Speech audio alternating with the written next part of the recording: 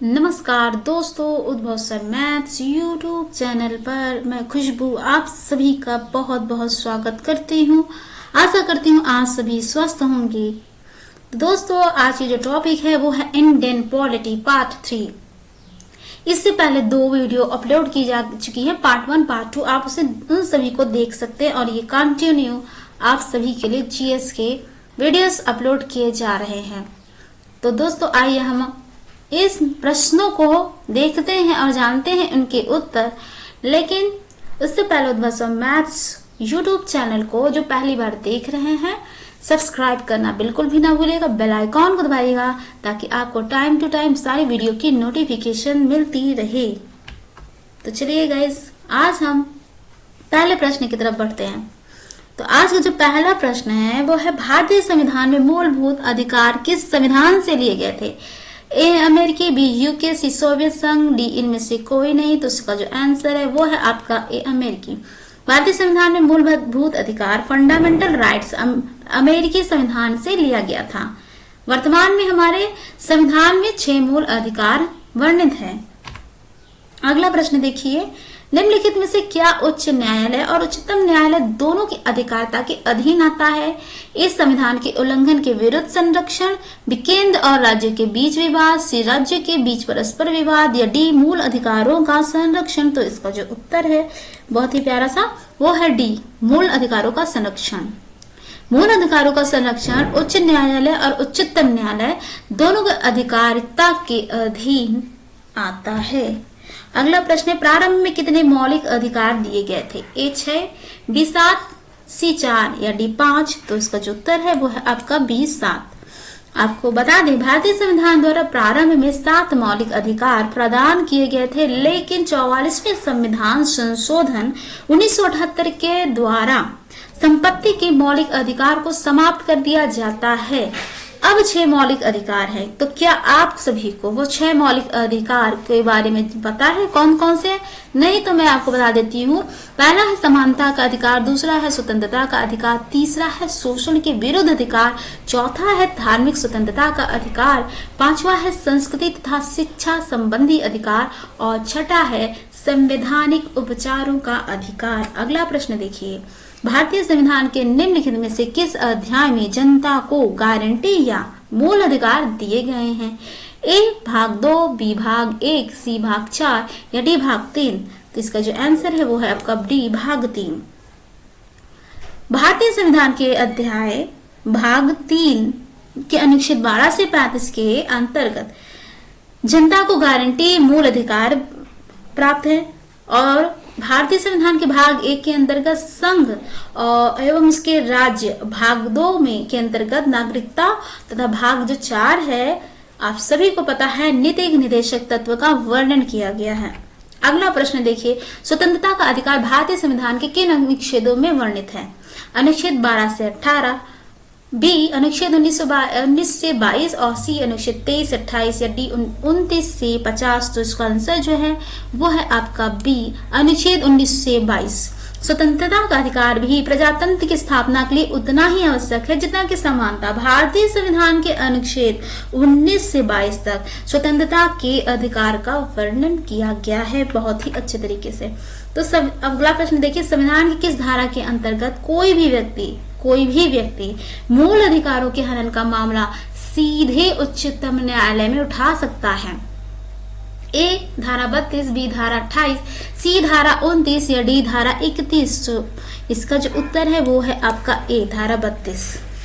भारतीय संविधान के अनुच्छेद धारा 32 के प्रावधानों के अनुसार देश का कोई भी नागरिक मूल अधिकारों को हनन का मामला सीधे उच्चतम न्यायालय में ले जा सकता है यदि व्यक्ति का मूल अधिकार है और इसे संवैधानिक उपचारों के अधिकार के नाम से भी जाना जाता है। अगला प्रश्न है, एक रिट किसके द्वारा जारी की जाती है? कोई उच्च न्यायालय, या बी कोई उप न्यायालय, सी उच्च जिला न्यायालय, डी प्रशासनिक अधिकरण। सो इसका आंसर जो है आपका वो है ए कोई उच्च न्यायालय। रिट जारी करने का अधिकार केवल सर्वोच्च न्यायालय एवं उच्च न्यायालय को प्राप्त है। सर्वोच्च न्यायालय अनुच्छेद 32 तथा प्रत्येक उच्च न्यायालय अनुच्छेद 226 के तहत अपने रिट जारी करने की शक्ति का प्रयोग करते हैं। अगला प्रश्न देखिए, निम्नलिखित में से कौन सा न्यायिक आदेश उच्चतम न्यायालय एवं निम्नतम न्यायालय के जारी करता है? ए बंदी प्रत्यक्षीकरण, बी अधिकार परीक्षा, सी प्रतिषेध या डी इनमें से कोई नहीं। इसका आंसर है वो आपका है सी प्रतिषेध। प्रतिषेध की रिट किसी वरिष्ठ न्यायालय द्वारा किसी कनिष्ठ न्यायालय या अधिकरण को जारी की जाती है ताकि वह ऐसी अधिकारिता का प्रयोग करने की गलती ना करे जो उसमें निहित नहीं है। यह कनिष्ठ न्यायालय अधिकरण को अपनी विधिक सीमाओं या अधिकारिता से बाहर जाने से प्रतिबंधित करती है और नैसर्गिक न्याय यानी नैसर्गिक अथवा प्राकृतिक न्याय के नियमों का उल्लंघन करने से क्या करती है? रोकती है। अगला प्रश्न देखिए, निम्नलिखित में से कौन सा निजी स्वतंत्रता का आधार है? ए परमादेश, बी बंदी प्रत्यक्षीकरण, सी अधिकार परीक्षा या डी उत्प्रेषण। सो इसका आंसर है आपका बी बंदी प्रत्यक्षीकरण। बंदी प्रत्यक्षीकरण रिट द्वारा किसी अवैध रूप से निरुद्ध व्यक्ति को छोड़ने के लिए उच्च या उच्चतम न्यायालय आदेश जारी कर सकता है। यह निजी स्वतंत्रता का एक आधार है। अगला प्रश्न है, निम्नलिखित में से किस स्थिति में बंदी प्रत्यक्षीकरण रिट जारी की जाती है?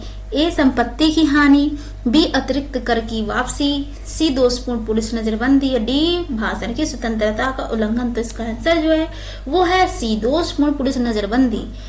बंदी प्रत्यक्षीकरण रिट किसी व्यक्ति को अवैध रूप से निरुद्ध करने के विरुद्ध जारी की जाती है। अगला प्रश्न है, किसी व्यक्ति के अवैध निरोध के मामले में न्यायालय द्वारा निम्नलिखित में से क्या जारी किया जाता है? ए बंदी प्रत्यक्षीकरण, बी परमादेश, सी उत्प्रेषण लेख या डी को वारंट। सो इसका आंसर जो है वो है आपका ए है।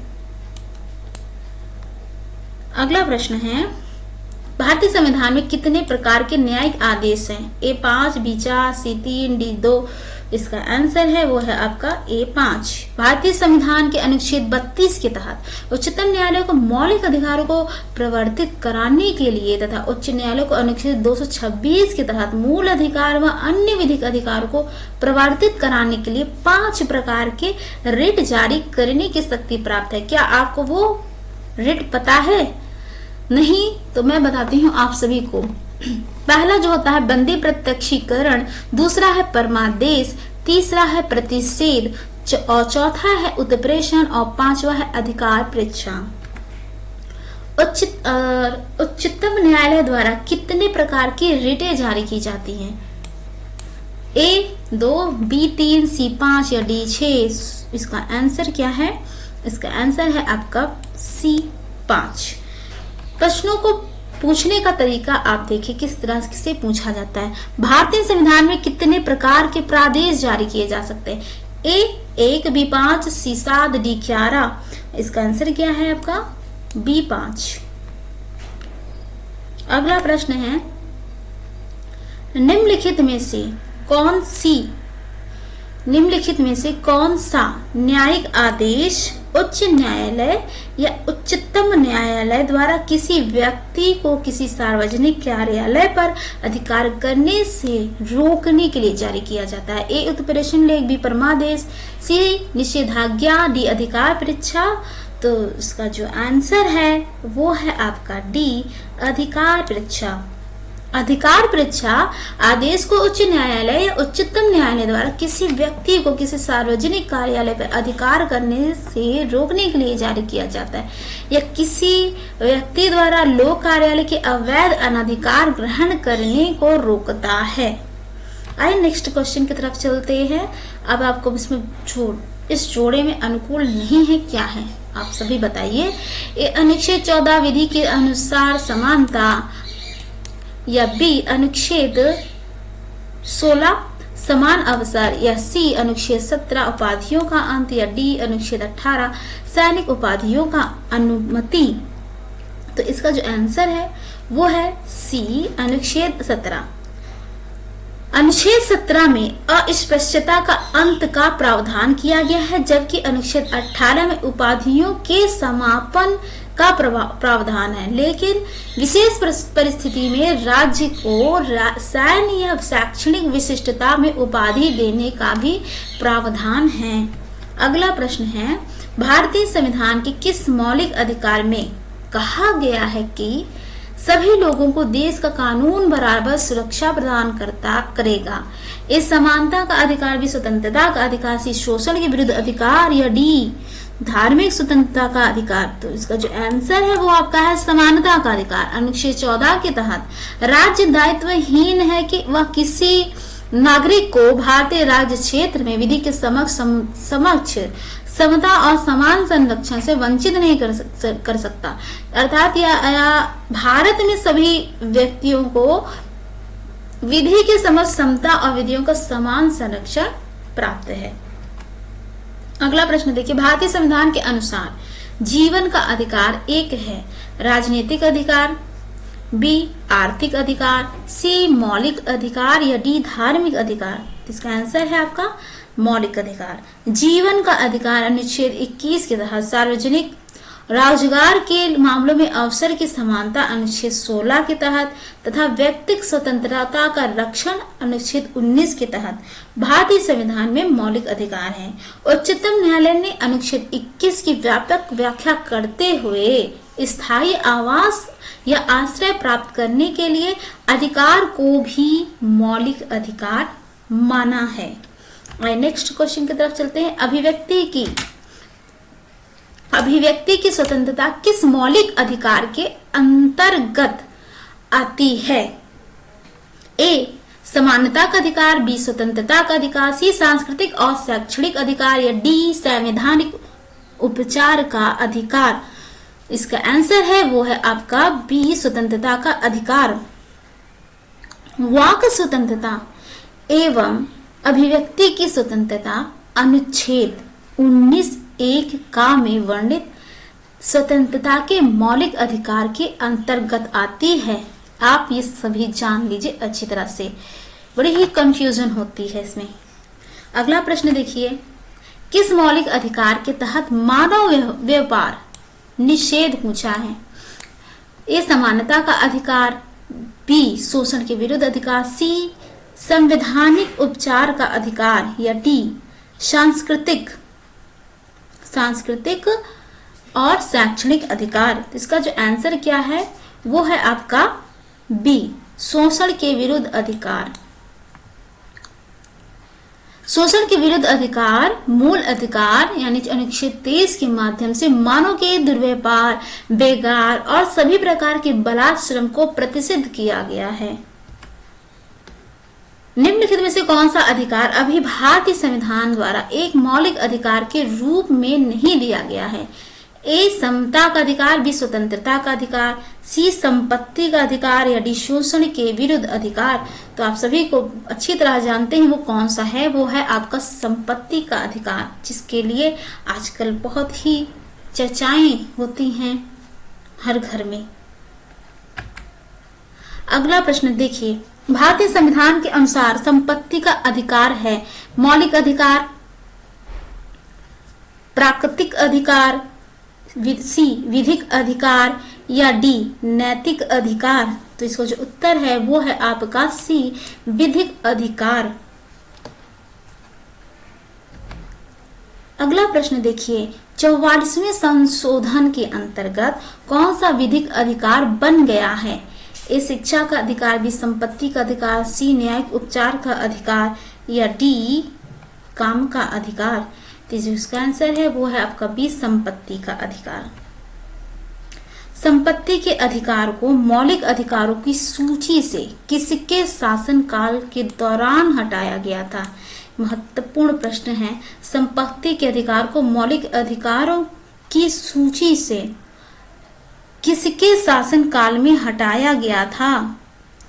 ए इंदिरा गांधी सरकार, बी मोरारजी देसाई सरकार, सी नरसिम्हा राव सरकार, या डी वाजपेयी सरकार। तो इसका जो उत्तर है वो है आपका बी मोरारजी देसाई सरकार के जब थी तो संपत्ति के अधिकार को मौलिक अधिकारों की सूची से 44वें संविधान संशोधन के द्वारा 1978 में हटा दिया गया था। उस समय कौन थे? मोरारजी देसाई के नेतृत्व में जनता पार्टी सरकार अस्तित्व में थी। मूल संविधान में संपत्ति का अधिकार अनुच्छेद 31 में समाविष्ट है। तो आप इसको ध्यान दीजिएगा। कोई राज्य उन अधिकारों द्वारा जाना जाता है जिन्हें वह बनाए रखता है। किसका कथन है? कथन पूछ रहा है। ए मैकियावेली, बी लास्की, सी मैकाइवर या डी जे.एस. मिल। इसका आंसर है बी लास्की। कोई राज्य उन अधिकारियों द्वारा जाना जाता है जिन्हें वह बनाए रखता है, यह कथन लास्की का है। लास्की के अधिकार में नैतिक और कानूनी दोनों अधिकार शामिल हैं। मूल अधिकार भारतीय संविधान के किस भाग में स्थापित हैं? ए 4 में या बी 5 में, सी 2 में या डी 3 में। इसका जो करेक्ट आंसर है वो है आपका डी 3। भारतीय संविधान के भाग 3 में अनुच्छेद 12 से अनुच्छेद 35 तक मौलिक अधिकारों का उल्लेख है। ये मौलिक अधिकार मूलतः 7 थे, लेकिन संपत्ति के अधिकार हटने के बाद 6 हैं। मूल संविधान के भाग हैं तथा ये संयुक्त राज्य अमेरिका के संविधान से प्रेरित हैं। मूल अधिकार, ठीक है, तो इसको भी आप सभी ध्यान से सुनते रहिएगा। प्रेस की स्वतंत्रता भारतीय संविधान के किस अनुच्छेद से मिलती है? ए अनुच्छेद 19 या बी अनुच्छेद 21, सी अनुच्छेद 14 या डी अनुच्छेद 16। तो इसका जो आंसर है वो है आपका ए अनुच्छेद 19। प्रेस की स्वतंत्रता अनुच्छेद 19 1 का के तहत है और वाक स्वतंत्रता, अभिव्यक्ति स्वतंत्रता के मौलिक अधिकार में निहित है। अगला प्रश्न देखिए, भारत के संविधान के किस अनुच्छेद के अंतर्गत सशस्त्र बलों के सदस्यों के मौलिक अधिकारों को विशेष रूप से प्रतिबंधित किया जा सकता है? ए अनुच्छेद 21, बी अनुच्छेद 25, सी अनुच्छेद 33, डी अनुच्छेद 19। तो इसका जो आंसर है वो है आपका अनुच्छेद 33। अनुच्छेद 33 के अनुसार संसद विधि द्वारा सशस्त्र बलों के सदस्यों, लोक व्यवस्था बनाए रखने वाले बलों के सदस्यों तथा कुछ अन्य व्यक्तियों के इन अधिकारों की मर्यादाओं का निर्धारण कर सकती है। अगला प्रश्न है, अभियुक्त को नमूना हस्ताक्षर करने के लिए बाध्य करना क्या माना जाता है? बहुत ही इंपॉर्टेंट क्वेश्चन है। अभियुक्त को नमूना हस्ताक्षर करने के लिए बाध्य करना क्या माना जाता है? इन नैसर्गिक न्याय के सिद्धांत का उल्लंघन, बी व्यक्तिक स्वतंत्रता के अधिकार का उल्लंघन, डी विधि के नियम का उल्लंघन, सी विधि के नियम का उल्लंघन या डी विधि के समान संरक्षण के अधिकार का उल्लंघन। तो इसका जो आंसर है वो है आपका बी व्यक्तिक स्वतंत्रता के अधिकार का उल्लंघन। अभियुक्त को नमूना हस्ताक्षर करने के लिए बाध्य करना व्यक्तिक स्वतंत्रता के अधिकार का उल्लंघन है। भारतीय संविधान के अनुच्छेद 20(3) के अनुसार किसी अपराध के लिए अभियुक्त किसी व्यक्ति को स्वयं अपने विरुद्ध साक्षी होने के लिए बाध्य नहीं किया जा सकता। अगला प्रश्न देखिए, भारतीय संविधान में अल्पसंख्यकों को मान्यता किस आधार पर दी गई है? ए धर्म, बी जाति, सी कुल जनसंख्या के साथ उस वर्ग की जनसंख्या का अनुपात या डी रंग। तो इसका जो आंसर है वो है आपका ए। भारतीय संविधान में धार्मिक और भाषाई आधार पर अल्पसंख्यकों को मान्यता प्रदान की गई है। अगला प्रश्न है, निम्नलिखित में से कौन सा मौलिक कर्तव्य के अंतर्गत नहीं आता है? ए सार्वजनिक संपत्ति की सुरक्षा, बी प्राकृतिक पर्यावरण का संरक्षण तथा उसमें सुधार करना, सी सद्भाव को बढ़ावा देना, डी अभिव्यक्ति की स्वतंत्रता का संरक्षण। तो इसका जो आंसर है वो है आपका वो है डी अभिव्यक्ति की स्वतंत्रता का संरक्षण। अभिव्यक्ति की स्वतंत्रता का जो संरक्षण अनुच्छेद 19 में वर्णित मूल अधिकार के अंतर्गत है, जबकि से जो विकल्प है वो सब मौलिक कर्तव्य के अंतर्गत आते हैं। अगला प्रश्न है, निम्नलिखित में से कौन सा एक मौलिक कर्तव्य नहीं है? मौलिक कर्तव्य नहीं पूछा है। संविधान का पालन और राष्ट्रीय ध्वज का सम्मान करना, बी एकता और भाईचारे को बढ़ावा देना, सी प्रभुत्व की रक्षा और उसे बनाए रखना, या डी सैन्य और शिक्षा के अतिरिक्त सभी उपाधियों का उन्मूलन। तो इसका आंसर है वो है आपका है डी सैन्य और शिक्षा के अतिरिक्त सभी उपाधियों का उन्मूलन। मूल कर्तव्य जो है अनुच्छेद 51 का मूलतः अंगीकृत संविधान के भाग नहीं थे, लेकिन इन्हें 42वें संशोधन द्वारा 1976 में किसकी सरदार स्वर्ण सिंह समिति की सिफारिशों के आधार पर सम्मिलित किया गया था। मूल कर्तव्यों की सूची के बारे में आज सभी एक बात जरूर देखिएगा। अगला प्रश्न देखिए, भारतीय संविधान में मौलिक कर्तव्य कब समाविष्ट किए गए? ए 1971 ईस्वी में, बी 1972 ईस्वी में, सी 1975 ईस्वी में या डी 1976 ईस्वी में? तो इसका जो आंसर है वो है आपका डी 1976 ईस्वी में।